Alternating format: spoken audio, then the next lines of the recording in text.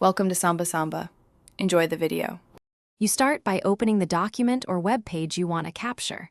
Once open, make sure page size and orientation match the final output. This prevents cropping.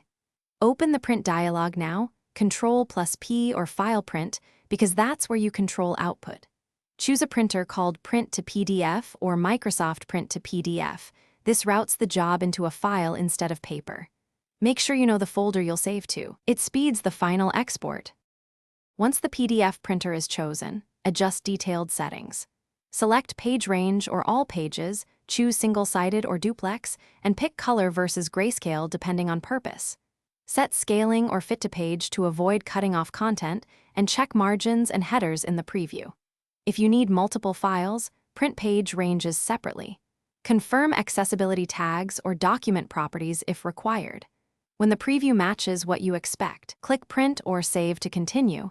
This triggers the file creation step.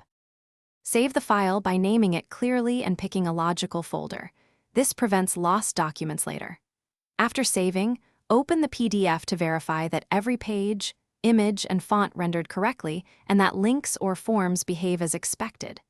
If text is missing or images are low quality, go back and increase resolution or embed fonts or select a different PDF printer.